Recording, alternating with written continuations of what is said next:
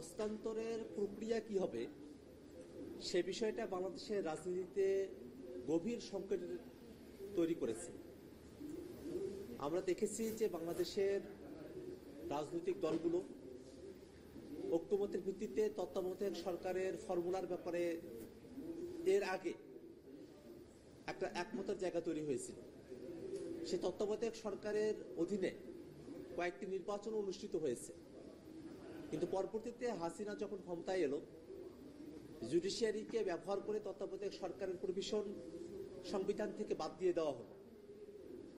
ঐকমত্য কমিশনে রাজনৈতিক দলগুলো তত্ত্বাবধায়ক সরকারকে ফিরিয়ে নিয়ে আসার ব্যাপারে আমরা সকলেই একমত, কিন্তু সেই তত্ত্বাবধায়ক সরকার কিভাবে গঠিত হবে সে জায়গাটাতে মোটা থেকে একটা একমতের জায়গা হলো যে পূর্বে ত্রয়োদশ সংশোধনীতে যেভাবে বাধ্যতামূলকভাবে সাবেক বিচারপতিদেরকে তত্ত্বাবধায়ক সরকারের প্রধান উপদেষ্টা করার বিধান করা হয়েছিল, সেই জায়গাটা আমরা রাখার পক্ষপাতী নই।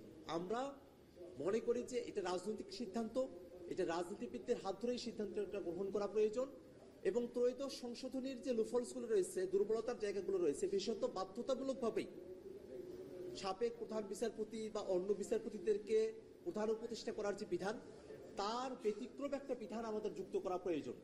এবং সে জায়গা থেকেই প্রাথমিকভাবে 5 সদস্যের একটা বাছাই কমিটির কথা বলা হয়েছে। প্রধানমন্ত্রী, বিরোধী দলীয় নেতা, স্পিকার, ডেপুটি স্পিকার এবং তৃতীয় যে দলটি থাকবে সংসদে তাদের একজন প্রতিনিধি, এই 5 জন প্রতিনিধির সমন্বয়ে যে কমিটি, তারা আসলে যদি রাজনৈতিক দলগুলো, সরকারি দল, বিরোধী দল, অন্য দল, যে যাদেরকে নমিনেশন দিয়েছে বা তাদের পক্ষ থেকে প্রস্তাব করেছে, সে প্রস্তাবনার ভিতর থেকে কারো ব্যাপারে যদি একমত হতে পারে তাহলে আসলে সেখানে একটা সমাধান হয়ে গেল। যদি একমত না হতে পারে তাহলে 1/4 এই ভোটে একটা সমাধানের দিকে যাওয়া যেতে পারে। সেভাবেও যদি সমাধানে পৌঁছানো সম্ভবপর না হয়, সেক্ষেত্রে এই 5 জনের সঙ্গে অ্যাপিলেট ডিভিশনের একজন বিচারপতি এবং হাইকোর্ট ডিভিশনের একজন বিচারপতি, যাদেরকে আসলে প্রধান বিচারপতি, সদ্য সাবেক প্রধান বিচারপতি এবং জ্যেষ্ঠতম আপিল বিভাগের বিচারপতি, তারা 3 জনে মিলে এই 2 জনকে সিলেক্ট করবেন। এরকম 7 জনের একটা বডির মধ্য দিয়ে, যেখানে র্যাঙ্ক চয়েস ভোটের সিস্টেমে যে প্রস্তাবগুলো অলরেডি করা হয়েছে রাজনৈতিক দলগুলোর পক্ষ থেকে, তার মধ্য থেকে একজনকে প্রধান উপদেষ্টা পদে নিয়োগ করা হবে। আজকে কমিশন এই প্রস্তাব উত্থাপন করেছে। আমরা মোটা থেকে মনে করি যে সরাসরি ত্রয়োদশ সংশোধনীতে যাবার যে প্রস্তাব, তার থেকে বরং যে বাছাই কমিটি গঠন করা হয়েছে, প্রধানমন্ত্রী, বিরোধী দলীয় নেতা, স্পিকার, ডেপুটি স্পিকার এবং তৃতীয় দলগুলোর একজন প্রতিনিধি, সাথে বিচার বিভাগের 2 জন প্রতিনিধি, যে বিচার বিভাগের 2 জন প্রতিনিধি তারা নতুন করে কোনো নাম প্রস্তাব করতে পারবেন না, তারা শুধুমাত্র ভোটে অংশগ্রহণ করতে পারবেন। এই নিয়োগ কমিটির মাধ্যমে, বাছাই কমিটির মাধ্যমে র্যাঙ্ক চয়েস ভিত্তিতে যদি প্রধান উপদেষ্টা নির্বাচন করা হয়, মনোনীত করা হয়, তাহলে এটা একটা ফলপ্রসূ সিদ্ধান্ত আমাদের কাছে আসতে পারে। আজকে যখন আমরা এই বিষয় নিয়ে কথা বলেছি, বিএনপির তরফ থেকে বলা হয়েছে ঠিক যে বাছাই কমিটি তারা যদি একমতে সিদ্ধান্ত গ্রহণ করতে না পারে, তারপরে সরাসরি ত্রয়োদশ সংশোধনীতে যাওয়ার যে আলাপ, তার মাঝখানের যে একটা পন্থা, সেটা খুঁজে বের করার জন্য পরবর্তীতে যারা সংসদে আসলেন বা পরবর্তীতে যারা নির্বাচিত হয়ে আসলেন, তারা যেন এই বিষয়টি ঠিক করতে পারেন, তেমন একটা প্রস্তাব এখানে করা হয়েছে। কিন্তু আমাদের কাছে মোটা দাগে মনে হয় যে তত্ত্বাবধায়ক সরকারের ইস্যুটা আমাদের জাতির জন্য এতটা গুরুত্বপূর্ণ যে সেটাকে পুরোপুরিভাবে সমাধান না করে তার কোনো একটু অংশকেও আমরা যদি পরবর্তী কোনো সময়ের জন্য তুলে রাখি, তাহলে এটা বড় ধরনের বিতর্কের জায়গা এবং মোটা দাগে এটা অসমাধানের একটা পরিস্থিতি তৈরি হয়ে রাখতে পারে। সেক্ষেত্রে আমাদের প্রস্তাবনা ছিল, ঐকমত্য কমিশনের যে কমিশন যে প্রস্তাব করেছে, অধিকাংশ দল সে প্রস্তাবের সঙ্গে একমত। অন্য যে রাজনৈতিক দলগুলো আছে তাদের কাছে যদি বেটার আর কোনো সলিউশন থাকে, তারা সেটা প্রস্তাব করতে পারেন। নতুবা যে প্রস্তাব ঐকমত্য কমিশন এখানে প্রদান করেছে, সেই প্রস্তাবের প্রতি সকল রাজনৈতিক দল একমত আছে।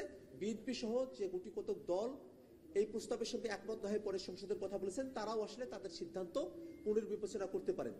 আমাদের কাছে মনে হয় তত্ত্বাবধায়ক সরকারের ইস্যুটা আমাদের এই ফোরামেই পুরোপুরিভাবে সেটেল করে ফেলা প্রয়োজন। সেটাকে পরবর্তী কোনো ফোরামের জন্য রেখে দেওয়া গোটা থেকে একটা অশনি সংকেত তৈরি করতে পারে। ধন্যবাদ।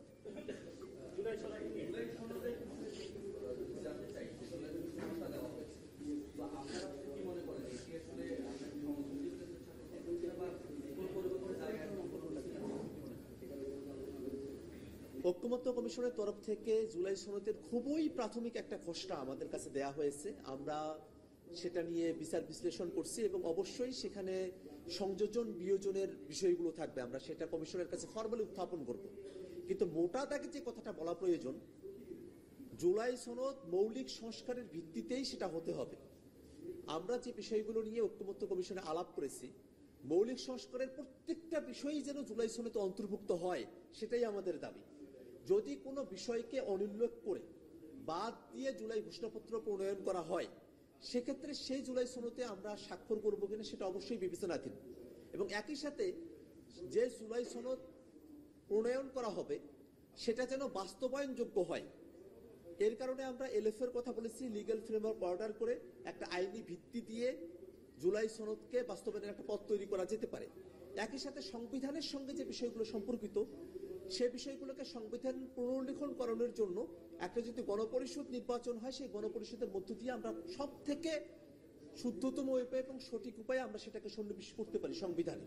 এবং একই সাথে জুলাই সনদে এতগুলো রাজনৈতিক দল আমরা যে মৌলিক সংস্কারগুলোর বিষয়ে একমত হচ্ছি, সেই সংস্কারগুলো থেকে যাতে পরবর্তীতে ক্ষমতায় আসা কোনো দল বিচ্যুত হতে না পারে, সেটা গ্যারান্টিড হতে হবে।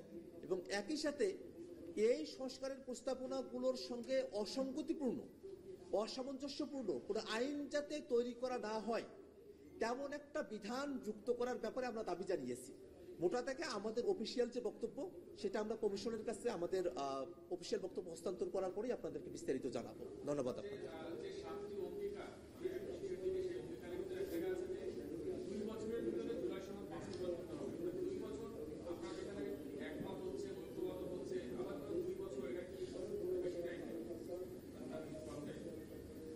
আমরা বারবারই এই কথাটা বলছি যে জুলাই সনদ আমরা যেখানে যেভাবেই হোক না কেন, আমরা যখন মৌলিক সংস্কার ভিত্তিতে এখানে একমত হচ্ছি, সেটাকে যত দ্রুত সম্ভব এটাকে বাস্তবায়নের পথ আমাদেরকে অনুসরণ করতে হবে। এটাকে কোনোভাবেই একটা দীর্ঘমেয়াদী জটিলতার পরিস্থিতির মধ্যে আমরা ফেলতে চাই না।